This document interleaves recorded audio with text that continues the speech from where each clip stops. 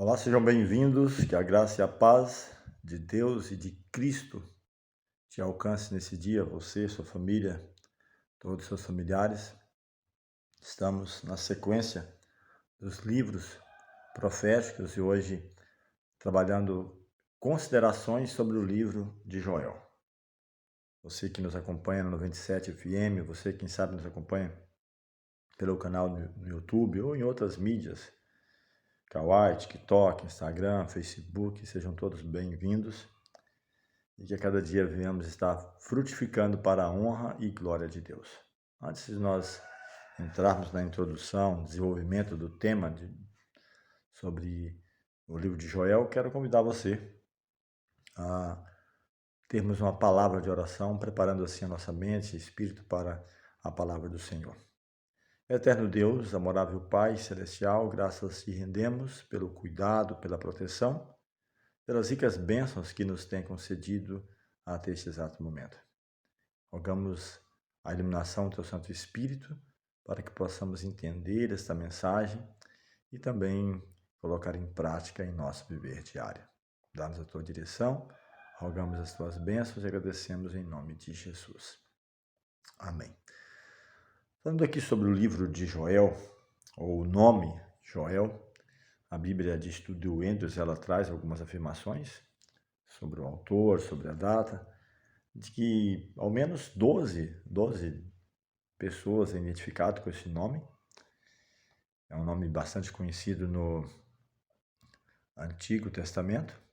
O significado do nome quer dizer o Senhor é Deus. Sobre ele não sabemos muita coisa sobre o profeta Joel, apenas o que menciona no primeiro capítulo de que ele é filho de Petuel, diferente de outros profetas que datam ali o seu ministério comparando com o período de um determinado rei ou de um determinado evento. Joel, ele não traz essas informações. O seu livro, pelo que tudo indica, ele tem uma mensagem atemporal, tinha uma aplicação para a época, claro, mas também para as futuras gerações.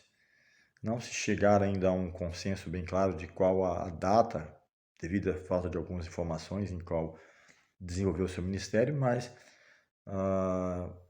concordam de que possa ter ocorrido entre o nono e segundo século antes de Cristo. Ele fala de uma grande carestia no contexto literal, de praga de gafanhoto, onde as próprias pessoas de Judá estariam passando por necessidade, os próprios animais. Ele fala de uma seca, de uma crise, que também pode identificar claramente com a questão espiritual. Falando sobre o tema, uma mensagem muito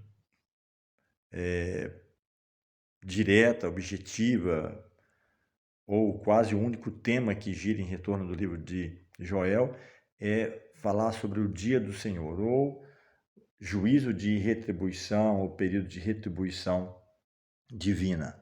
Então essa é a sua mensagem. É um livro pequeno, um livro com apenas 3 capítulos, mas ele tem uma grande importância, relevância, não é a quantidade de capítulos, né?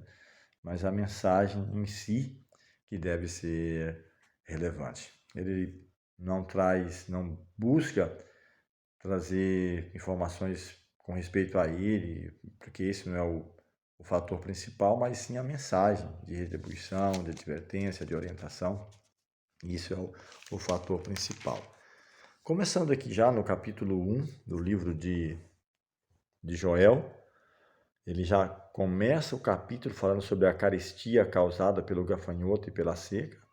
Então, nós estamos falando, pode ter ocorrido sim no contexto literal, essa carestia, essa seca, mas também no contexto espiritual, o contexto de guerra, porque gafanhotos também representa isso. Então diz o texto, capítulo 1, versículo 1, palavra do Senhor que foi dirigida a Joel, filho de Petuel. E é só isso. Ele não traz mais detalhes, período de qual rei ou situação que pudesse identificar. O versículo 2, ele apela ao povo, ouvi isto, vós, velhos. Começa com os velhos, né? Eles que devem, no contexto geral, ter mais experiência. E escutai todos os habitantes da terra. Então você percebe que é uma mensagem que não é dirigida simplesmente a Israel ou a Judá. Ele conclama a todos, escutai velhos e todos os habitantes da terra. E ele formula uma pergunta: aconteceu isso em vossos dias? Ou nos dias de vossos pais? Narrai isto aos vossos filhos, e vossos filhos o façam a seus filhos, e os filhos destes a outra geração. Então ele conclama, começando pelos velhos, todos os habitantes da terra, formula algumas perguntas e deixa a incumbência de que essas pessoas passem isso adiante, aos filhos dos filhos e assim por diante. O versículo 4 ele diz: o que deixou o gafanhoto cortador, comeu o gafanhoto migrador. E o que deixou o migrador, comeu o gafanhoto devorador. E o que deixou o devorador, comeu o gafanhoto destruidor. Então ele traz aqui 4 tipos, né, de gafanhotos. O primeiro faz a sua parte, aí que deixou esse o segundo, o terceiro e o quarto. O versículo 5 ele diz: ébrios, despertai-vos, chorai, uivai, todos os que bebeis vinho, por causa do mosto da embriaguez, porque está ele tirado da vossa boca. Porque veio um povo contra a minha terra, poderoso, inumerável, e os seus dentes são dentes de leão, e ele tem os queixais de uma leoa. Então, devido a esse verso, alguns inferem ou entendem de que ele esteja falando ou profetizando, quem sabe, do que aconteceria no período de Nabucodonosor, ou de Babilônia. Um povo vai vir contra a minha terra, está falando no contexto, dá uma ideia para o futuro, uma profecia, um povo veio, né? Um povo veio ou virá à minha terra, que ele pode também ter falado do período pós-exílio, falando do que ocorreu, ou antes, né, do que aconteceria. Um povo inumerável, com dentes de leão e queixais ou queixos de uma leoa. Então é o que ele está apresentando. O versículo aqui 15, já do capítulo 1, ele já entra no foco principal da mensagem, né, do livro. Ai, que dia, porque o dia do Senhor está perto e vem como a assolação do Todo-Poderoso. Acaso não está destruído o mantimento diante dos vossos olhos? Então ele fala do dia do Senhor, fala do mantimento que estaria destruído. O verso 18 ele ainda fala: como geme o gado, as manadas de bois estão sobremodo inquietas, porque não tem pasto, também os rebanhos de ovelhas estão perecendo. Então, se aplicarmos no contexto literal, uma seca, uma carestia, uma necessidade, onde o gado, onde as ovelhas sofrem por consequência, né?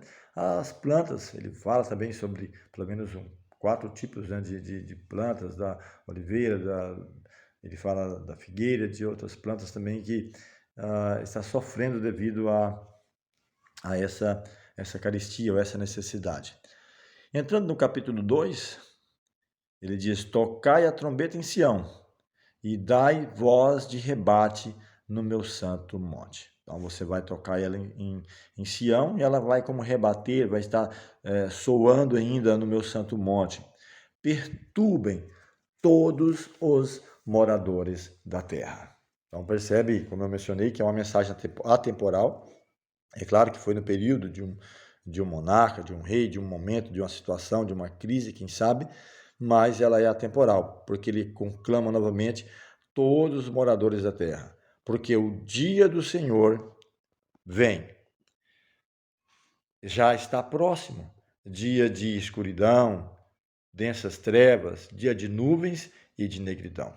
Então, ela tinha a sua relevância para o período em que foi escrito, profetizado, mas muito mais, eu acredito, para os dias dos quais nós vivemos, ou o antecipar da segunda vinda, da volta de Jesus, onde terá a consumação de todas as coisas, onde todos os profetas, todas as mensagens se direcionam, elas culminam com o livro do Apocalipse, com a mensagem da volta de Jesus e da restauração final.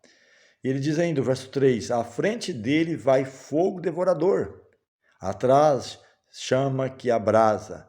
Diante dele a terra é como o jardim do Éden, mas atrás dele um deserto assolado. Nada lhe escapa. Então ele chega a dizer de que quem sabe à frente, mesmo que a terra esteja linda, esplêndida como o jardim do Éden, mas após a sua passagem é um deserto assolado, nada escapa. Retribuições, juízo retributivo, já até trouxe temas, né, sobre isso, falando juízos retributivos de Deus na história. E podemos pegar desde o contexto lá do dilúvio, a Torre de Babel, Sodoma e Gomorra e tantos outros, né, a própria libertação do povo de Deus, de Israel, do Egito, o caminhar no deserto, depois o desarraigar das 30 e poucos reis, né, que Deus havia dado mais de 400 anos de arrependimento, e depois Israel entra, toma posse dessas terras, e posteriormente o próprio povo de Israel sofre desse juízo retributivo, onde Babilônia os conquista, passa depois pelos Medos e Persas, Grécia, Roma, até chegar aos nossos dias. O versículo 11 do capítulo 2 ainda diz, o Senhor levanta a voz diante do seu exército, porque muitíssimo grande é o seu arraial. Porque é poderoso quem executa suas ordens. Sim, grande é o dia do Senhor e muito terrível. Quem o poderá suportar? Quem o vai poder suportar esse dia, o dia do Senhor? Então é uma pergunta que podemos contextualizar para nós. Será que no dia da vinda do Senhor estaremos preparados para isso? Quem vai poder suportar quando Ele vier? E ele apela para a misericórdia do Senhor, ele fala da misericórdia do Senhor.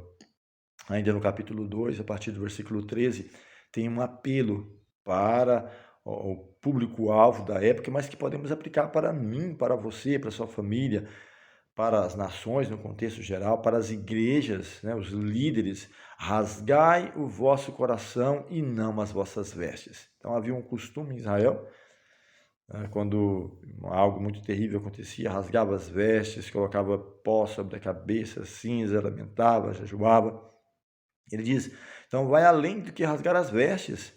Rasgai o coração e não as vossas vestes. Convertei-vos ao Senhor vosso Deus, porque Ele é misericordioso, Ele é compassível, é tardio em irar-se e grande em benignidade e se arrepende do mal.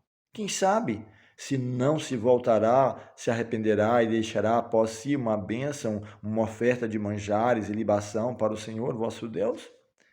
Então ele apela para a misericórdia, vamos voltar para o Senhor, vamos nos arrepender, vamos rasgar o nosso coração e não nossas vestes, vamos buscar o Senhor, porque Ele é piedoso, Ele é grandioso, e eu tenho falado sempre nos meus temas, nas minhas mensagens, não importa se é na rádio, ou em qualquer outra mídia, ou mesmo aqui em nossos encontros semanais, nosso espaço aqui, onde nós trabalhamos que mesmo nos momentos mais difíceis, quando o Senhor permite a desolação, o cativeiro ou problemas, é com o intuito de salvar, de resgatar, porque o Senhor não tem prazer na morte de ninguém, mas em sim em que as pessoas se arrependam, se convertam e alcancem a salvação que Cristo nos oferece voluntariamente. O verso 17 ele fala ainda, chorem os sacerdotes, ministros do Senhor, entre o pórtico e o altar e orem, poupa o teu povo, ó Senhor, e não entregues a tua herança ao opróbrio, para que as nações façam escárnio dele.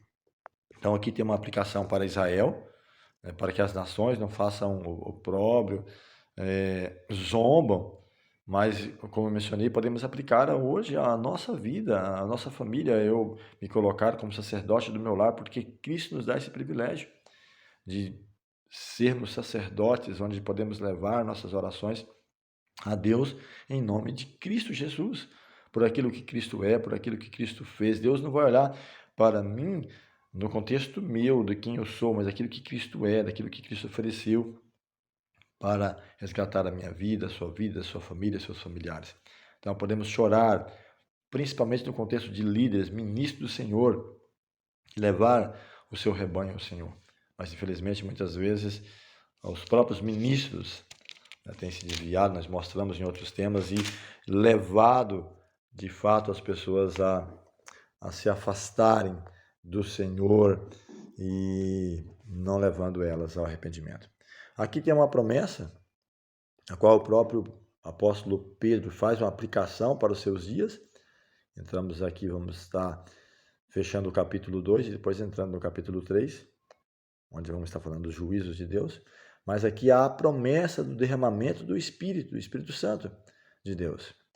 O verso 28 diz que acontecerá depois que derramarei o meu Espírito sobre toda a carne. Então é uma promessa que para o futuro acontecerá depois que derramarei do meu Espírito sobre toda a carne.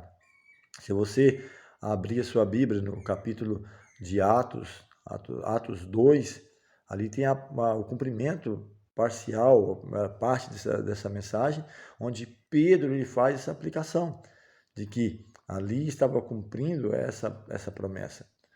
A chuva temporã para o começo, o início, a semeadura da semente, e em nossos dias, em porção maior, em porção dobrada, a chuva serôdia para a colheita final. Ele fala que derramarei do meu Espírito sobre toda a carne, vossos filhos e vossas filhas profetizarão, vossos velhos sonharão, vossos jovens terão visões. Então, é uma promessa para os jovens, velhos, crianças. Ele fala até sobre os servos e sobre as servas, derramarei o meu Espírito naqueles dias. Mostrarei prodígios no céu e na terra, sangue, fogo e colunas de fumaça. Ele diz que o sol se converterá em trevas, a lua em sangue, antes que venha o grande e terrível dia do Senhor, a segunda vinda de Cristo e a restauração de todas as coisas. Ele fala que acontecerá que todo aquele que invocar o nome do Senhor será salvo, porque no monte de Sião e em Jerusalém estarão os que forem salvos, como o Senhor prometeu, e entre os sobreviventes aqueles que o Senhor chamar. Só quero abrir um parênteses rapidamente, apesar de não ser o tema, não vou estar falando sobre esse assunto. Provavelmente vou estar trazendo uma série de mensagens sobre isso, sobre essa mensagem, né, sobre o Espírito Santo, ou considerações sobre o Espírito Santo à luz do contexto histórico, bíblico e histórico. Tem tido muito debate, muito dilema sobre essa mensagem, daqueles que creem na doutrina da Trindade ou aqueles que não creem. E eu, particularmente, estou falando de mim, né? Não acredito em três pessoas coeternas, coiguais. Acredito sim em Deus, em Cristo, no Espírito Santo, mas não como três seres distintos e coeternos, como hoje grande parte creem, né? Aqui, esse próprio texto, ele mostra que o Senhor, o agente aqui é Deus. Ele diz, eu derramarei do meu Espírito. De novo ele fala que vai mostrar prodígios e sinais no céu, até que venha, ou antes que venha o grande e terrível dia do Senhor. O verso 29 ele fala até sobre os servos e sobre as servas, derramarei o meu Espírito naqueles dias. Se você for em Atos 2:33, fala justamente isso, que Cristo recebe da plenitude de Deus e derrama isto que vedes e ouves. Só reforçando, duas pessoas podem nos batizar com o Espírito Santo, tanto Deus quanto Cristo. Duas pessoas distintas, assim creio eu. A própria promessa de João Batista, ele diz que eu batizo com água, mas depois virá aquele que eu não sou digno de desatar as sandálias. Este vos batizará com o Espírito Santo e com fogo. Então, quem nos batiza com o Espírito não é o próprio Espírito, é Cristo ou Deus. Cristo ou Deus que pode nos batizar com o Espírito Santo. Então, um pequeno detalhe aqui, não é o tema, não é a mensagem, né, sobre isso, mas vou trazer posteriormente, né, uma série de temas sobre considerações sobre o Espírito Santo, na luz do contexto bíblico e também do contexto histórico. Vamos estar entrando agora no último capítulo do livro, 3 capítulos eu falei, é uma mensagem breve. Aqui ele fala sobre os juízos de Deus, sobre as nações inimigas. O verso 1 diz que eis que naqueles dias e naquele tempo em que mudarei a sorte de Judá e de Jerusalém, congregarei todas as nações e as farei descer ao vale de Josafá, e ali entrarei em juízo contra elas por causa do meu povo e da minha herança. Israel, a quem elas espalharam por entre os povos, repartindo a minha terra entre si. Então, tem uma linha de pensamento de pessoas que creem que isso é no contexto literal. Israel foi dividido, né? Foi espalhado entre as nações, em que aos poucos tem voltado, tem se congregado novamente. Então, tem uns que creem na reconstrução de um terceiro templo, onde Deus entrará em juízo, no contexto literal das nações. Então, eu particularmente não creio estar falando nesse contexto literal aqui. Isso acontecerá naqueles dias, naquele tempo. Deus vai mudar a sorte de Judá e de Jerusalém, mas quando Cristo restaurar todas as coisas. As profecias nos apontam para isso. Daniel 2, Daniel 7 e outros mais temas, mas principalmente esses 2 capítulos, fala de 4 impérios mundiais que surgiriam: Babilônia, Medos e Persa, Grécia, Roma. Roma em 2 momentos. Roma Império, que foi de 168 a.C. até o ano 476 d.C., e Roma dividido, o Roma chamado cristã, o Roma papal, que foi de 538 a 1798. Então, as profecias desse capítulo mostram que o próximo reino universal será o estabelecimento da segunda vinda de Cristo, do Messias, da restauração final. E aí podemos falar sobre o Armagedon. 2 momentos, um período que antecede ali a volta de Jesus, ou nesse momento, né, quando ele vai voltar. Então, vai haver essa conflagração, as pragas, 7 pragas, e a 7ª praga culmina com a volta de Jesus. Só que após o milênio, que já é outro tema também, que já trabalhei e tem várias ideias sobre isso, você pode entrar no nosso canal no YouTube e achar lá. Você vai acessar a Voz que Clama, História e Profecia, você pode achar lá a playlist, dentre elas temos 31 mensagens só sobre o Apocalipse, temos uma mensagem sobre o milênio. Então, após o milênio, até estou fazendo uma mensagem sobre isso, que é o futuro glorioso, a restauração final, onde após o milênio, pela primeira e última vez, terá todas as pessoas que viveram nesse mundo. Todos. A maior guerra de todas as guerras vai ser nesse período, onde Satanás, após o milênio, ele sai a enganar todas as nações, todas que estarão ressuscitadas, e ainda mentindo, falando que ele é o Cristo, que foi usurpado o seu trono, e ele vai sair a enganar as nações, as forças combinadas de todas as eras, dos gigantes, de conquistadores, todas ali, e ele vai revigorar a sua força para tentar tomar a cidade santa. Apocalipse 20 fala sobre isso. Ele vai sitiar o acampamento do santo, a cidade amada, mas vai descer fogo do céu e consumir a todos. Então eu acredito particularmente que se refere não a um contexto literal de uma guerra, de uma nação. Estamos aí, guerra acontecendo, né?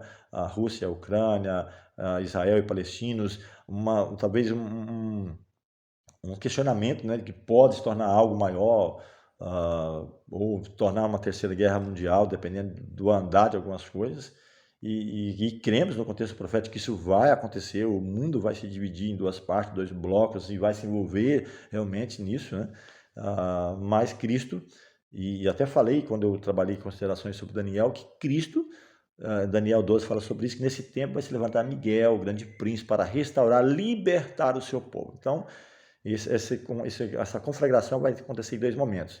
Antes, na segunda vinda de Jesus, o milênio, e pós, quando aqueles que perderem a sua salvação serão lançados no lago de fogo e enxofre e serão consumidos, destruídos para sempre. O capítulo 3, versículo 9 diz assim: proclamai isto entre as nações, apregoai guerra santa e suscitai os valentes. Cheguem-se, subam todos os homens de guerra, forjai espada das vossas relhas de arado e lanças das vossas podadeiras. Digo fraco, eu sou forte. Aqui podemos aplicar também um contexto espiritual, de uma guerra. Estamos envolvidos em uma guerra. A nossa luta não é contra a carne e o sangue, não é contra a religião A ou B, é contra as potestades, as forças espirituais da maldade nos lugares celestiais. Então temos uma guerra, estamos envolvidos em uma guerra. E ele fala aqui, digo fraco, sou forte, forjai espada das vossas foices, dos seus arados. Então, mesmo aquele que é um homem simples, talvez do campo, que não tem experiência em guerra, você faz parte dessa guerra, você está envolvido nesse conflito. Em Cristo, temos força suficiente para enfrentar as adversidades. O verso 12 fala ainda: levantem-se as nações e sigam para o vale de Josafá, porque ali me assentarei para julgar todas as nações em redor. Lançai a foice, porque está madura a seara. Vinde, pisai, porque o lagar está cheio e os seus compartimentos transbordam, porquanto sua malícia é grande. Multidões, multidões no vale da decisão, porque o dia do Senhor está perto, no vale da decisão.